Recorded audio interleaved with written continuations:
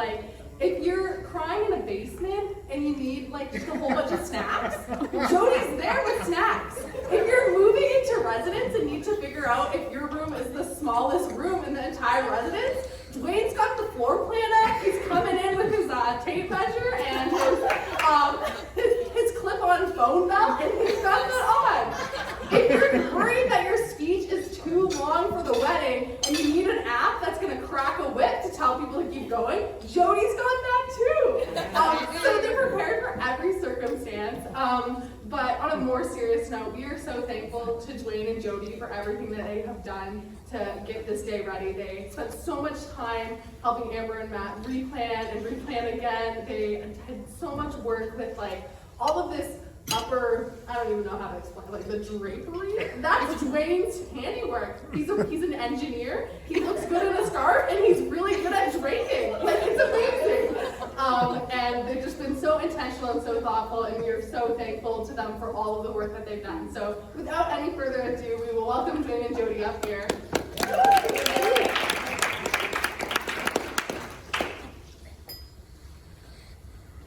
Thank you, Emily. Oh, go ahead and keep eating and chatting. I'm a high school teacher. I'm used to standing here and not having many people listen to me. Hello, ladies and gentlemen. I am Jody's and Garth's mother, this beautiful young lady over here in white. Matthew, isn't she stunning today? Dwayne and I are here to give thanks to all of you for coming and to give thanks to the Italian Club for our wonderful evening, but most importantly to recognize this beautiful couple and to welcome Matthew into our crazy little family. As everyone who knows us can attest to, I'm really the listener of this relationship, so I'll just go first with a few words, okay? Who plans a wedding in the middle of a global pandemic? During their first semester of medical school, and a month after buying their first home and moving to a new city. Amber Dawn Seagarth. That's her. Sorry, Amber Dawn Cloud. This girl is a pillar of strength and determination. I've seen her tackle obstacles that would be insurmountable to most and achieve greatness. Today is a testament to her will, although a few tears have been shed with the last-minute changes that have had to be made. Amber's little girl was loving and kind. She was an amazing big sister to Autumn, and really the daughter one dreams of having. I believe she will one day become an excellent mother. As for the first 10 years of her life, her baby doll, Sarah, was the 5th member of our family. Baby Sarah was cared for, bathed, changed, and fed like a real little human. She traveled with us, came camping and hiking with us. Amber's heart is enormous, Matthew, and I hope you love children as much as the woman beside you. I know she will have room in her heart for you and all of those little curly-haired babies the two of you will one day produce. Maybe after med school, maybe start with a cat. That said, Matthew, I think you should know what you're coming into with this family, so buckle up. Beyond our deep-rooted support for each other, we are goofy. We laugh not always with each other, but often at each other too. We are competitive. If anyone ever filmed us playing King of the Kayak in Lake Superior in our inflatable kayak while camping at Mays Provincial Park, we would be submitted to America's Funniest Videos. But Matthew, I have witnessed you destroying Dwayne playing shuffleboard in Cuba and spikeball in Ottawa. Dwayne is no longer the king of those castles. We love camping, well, except that poor trip when Amber pulled a triple whammy.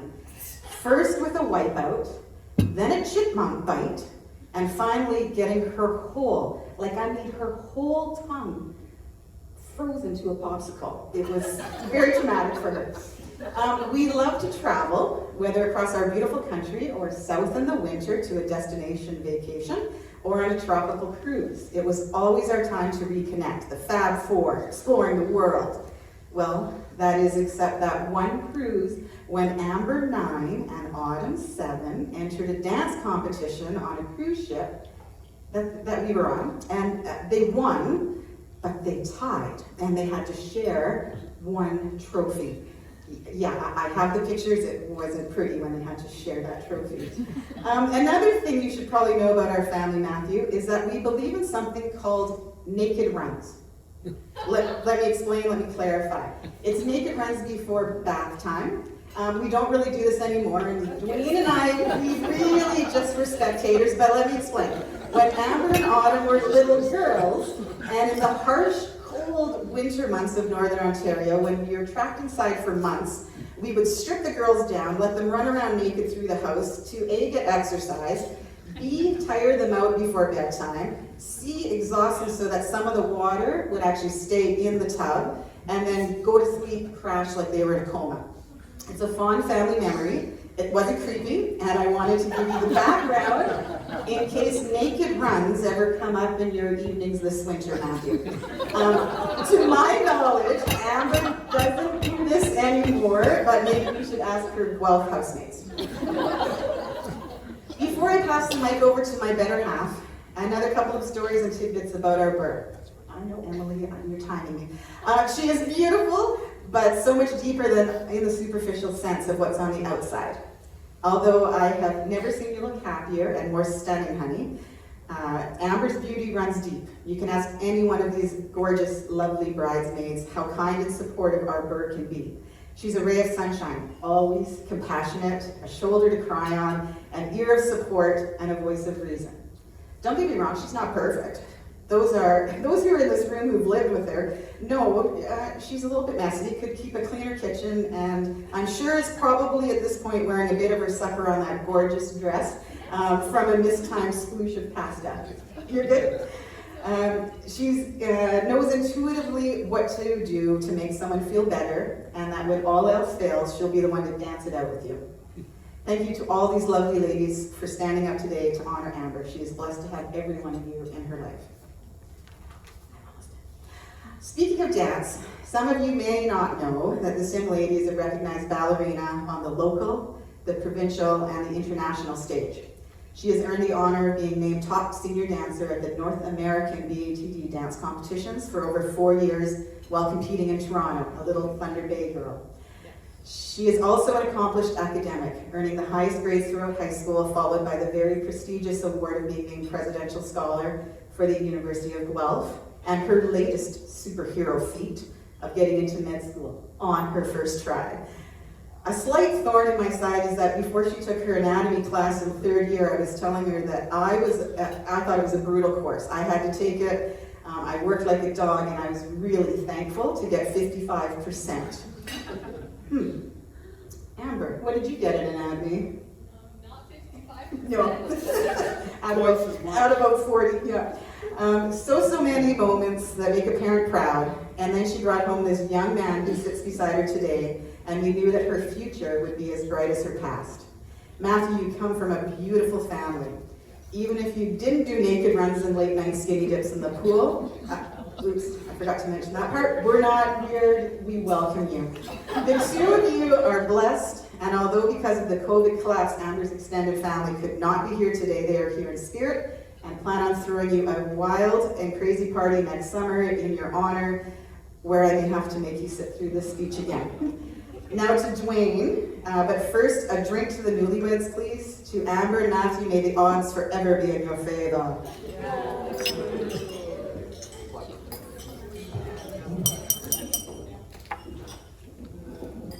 All right, buckle up.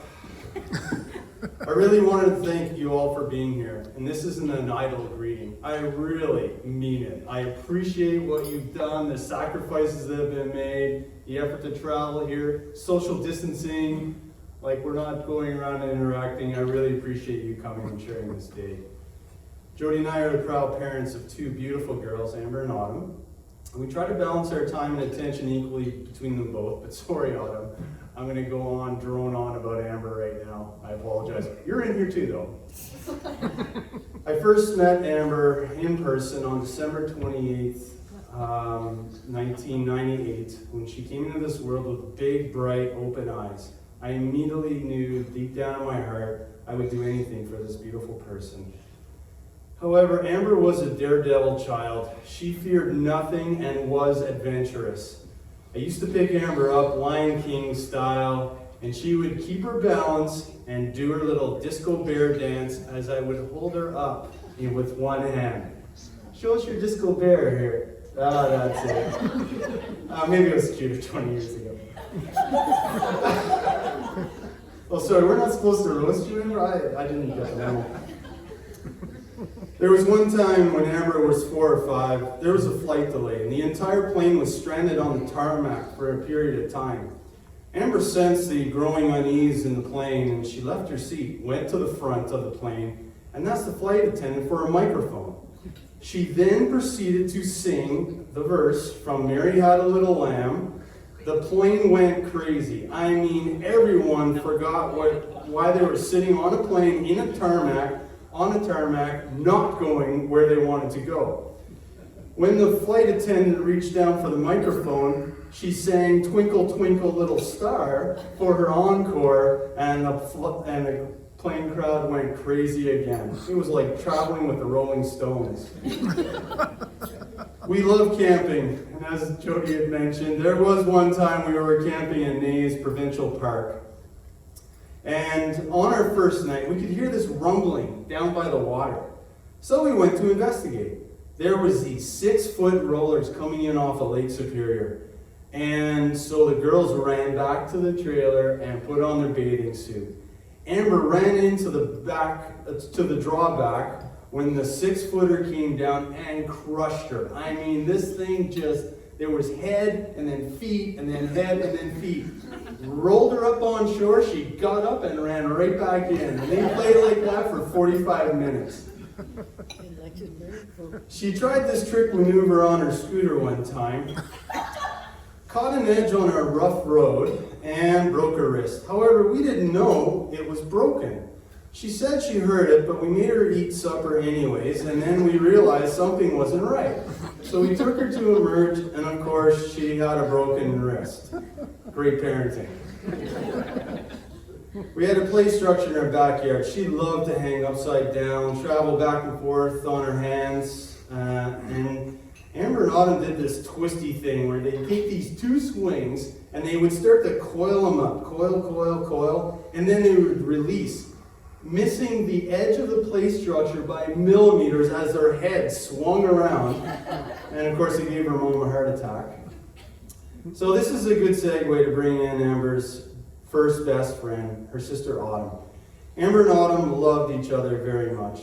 They love each other very much. Sorry, I gotta remind myself that. But it didn't start out this way. Amber was so excited throughout the pregnancy that she was going to have a baby to take care of. Amber always loved babies. Grandma and Grandpa Haney brought Amber to the hospital to see baby Autumn. Amber was so joyful to see a real baby, and then the baby moved. Amber was horrified. This freaked her out, and she immediately said, "No, take her back, take her back." Well, maybe the relationship didn't start out well, but it became more than just sisters. They played Polly Pockets, Kitchen Bake Off, Hunger Games, outdoor survival, where they made meals out of bark, pine needles, and pine cones. I think they even tried eating it one time. Oh, you guys are weird. They did not hoard their imagination to themselves. They would involve friends and family into the games and make believe whenever anyone would come to our house, even involving me in the world of Polly Pockets, and I was not very good at it. Amber has always been interested in the medical field, but not always as a doctor or nurse. She would love to mimic the patient, especially when it involved crutches. And when these crutches were involved with stairs, sometimes she nearly became a real patient, catapulting up over and barely landing on her feet. One name, Sarah. Amber had this amazing caring for this doll. In fact, I would be remiss calling Sarah a doll. We had baby chairs at the table. Sarah dressed appropriately, came on walks in her stroller, camping, most trips. She came with us everywhere. Amber did not just carry this doll around, she took care of it like a baby. Sometimes people mistook Sarah for a real baby, and they would come over and, to their horror, realize Amber was actually taking care of this doll. Amber loves animals. However, animals didn't always love her. As Jody had mentioned, we were camping one time, and this pit bull chipmunk grabbed a hold of her finger as she reached down for it. And then when she held her hand up, the chipmunk wouldn't let go, and she was like trying to shake it without hurting the chipmunk. She also got attacked by seagulls when she was trying to... You okay, Autumn? When she was actually trying to take care of this little baby seagull that was down beside. I think there was a pigeon story just this past week about this. But this baby, she was trying to protect this baby seagull, but no, mamas didn't know. Amber loved dancing, and she is an amazing dancer. They say to dance like no one's watching, but not Amber. She danced like the whole world was watching, and she wanted the world to see her story. We've always been very family orientated, and we tend to embrace those around us, drawing them into our embrace. This is the way of our people. When anyone visits Thunder Bay, there's always multiple celebrations planned. We typically have several feasts planned and joyous merriment. The underlying goal of these family gatherings is to get Grandma Haney laughing so hard that she can't see her tears of joy and needs to bury her head in her hands. Auntie JoJo would love to have everyone out to camp, and now they're home, to have a sauna and enjoy a fantastic meal. When we would travel back to Pakenham to see my family and friends, they would put on a parade for the girls. The girls amazed my family and friends. They really played to the crowd. We would travel about visiting friends, taking time to play in and around the barns with cousins and animals, sometimes the same thing. Gathering the back of Auntie Karen's or Grandpa's for a meal, with descriptions of the day's adventures and other discussions of Thunder Bay life. Afterwards, the young people would go off and play outside in the snow, around the cornfield, or upstairs, or just on the stairs. When the girls were very young, they would insist to stop by Grandma's nursing home, and my grandma would ask the girls to play the piano and sing songs. Now, these are two very tiny girls, and not even in school yet. And so they were asked to play piano and sing songs in the common room. Well, the common room would instantly fill up with staff and people, and they would sing and rejoice in these wonderful young people entertaining them. The joy that these two young people brought to these dozens of elderly people truly was humbling, and I'm very proud of my girls. There were wedding guest invite restrictions due to COVID. Amber's family couldn't make it here today, but they passed on their best wishes. The Giants. We want to send a little love your way this weekend. Dreen and Garney Zebarth. Garney and I wish you all the best, and remember, a relationship is like a home. There may be times for a little repair and attention, but to keep it strong, that's what the better or worse means. P.S. I still have the same old coffee table. You can come and dance on it anytime. Paige Ryan. There's a special love with random acts of kindness and small gestures. Never stop learning about each other. Brandon Ryan. Sharing your life with someone you love is a journey that should always be embraced and enjoyed, but never taken for granted. I guess what I'm saying is that you guys are lucky to love one another and never lose sight of that. Michael Ryan. Be true to yourselves, true to each other, and just remember that you both have one another. I wish you all the best. Make sure Auntie Jody has tissues. Z family, so this is my brother's family. Take time to be a married couple and enjoy each other. I mean, don't run out and buy a cow in your first week. Maybe enjoy your time together a little first. Perhaps you could start with a chicken. Don't sweat the small stuff and don't pet the sweaty stuff. P.S. The metaphor, I know, there's a question. The metaphor, cow equals baby and chicken equals pet. I know it's a very complicated family you're getting in now. Karen Ryan. Be kind, be respectful, be patient. Remain humble and forgive. There is a positive in every situation. Choose to find it. Laugh, cry, pray, and dream together. Remain strong in your faith and be the best friends through the good times and bad. Wishing you love, happiness, and many blessings today and always. Best to last, Grandpa Z. Dear Amber and Matt, I wish you all the best on your special day. Don't get too high, don't get too low. Always respect each other in good times and bad, and keep your chins up. And your life will always be filled with love. Marriage is such a great opportunity to really get to know someone. Rely on them for support. Long to do anything you can to make them happy. Together we stand, divided we fall. We are greater than the sum of our parts. It feels comfortable when they do the same for you and take pride in the love of the relationship. Marriage can also be challenging because you grow up with different ingrained ideals and you think is right, but may differ from those of your spouse or your spouse's family. Diversity of knowledge is the optimal way to learn new things. And though it could take some time to digest what's being presented to you, you should always consider trying new things. When I first met Matt, I was impressed by the confidence of his handshake and how he made eye contact throughout our conversation. When I talked to Matt, I really enjoyed his point of view, and I could just stand there in the driveway and talk to him, even if it was just this past week. I think that's a very special quality. Amber and Matt took salsa dancing lessons together. And one time I visited when I was out on business, and I asked if I could see. Of course they said yes, but there was no music. We were outside. Matt kept the drummer's beat, Amber offered some dance encouragement, and together they salsa'd in front of me outside Amber's house in the rhythms of their heart, moving as one. That was just absolutely incredible.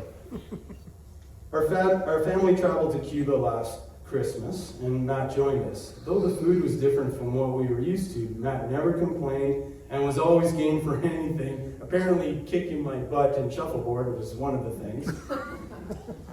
Recently, we poured a concrete driveway, alleyway, and backyard approach at their house. Matt scraped his knuckles and got blisters on his hands from toting around the old handles of a wheelbarrow. Then he helped us move into our house the next day, sore hands and all, helping us move all the large stuff in our house, never complaining once. I see where Matt gets this from. Paul and Jean are wonderful people and we've raised 3 fantastic boys. They have embraced our family, and especially Amber, making her feel like one of the McLeod clan. Matt, Matthew, I'm very proud and honored to have you as part of our family. Please join me in a toast to welcome Matt into the Zebarth clan.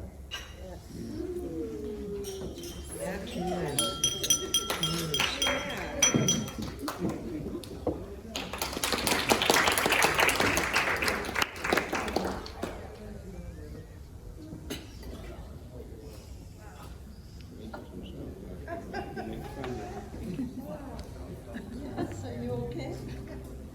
I'm crying.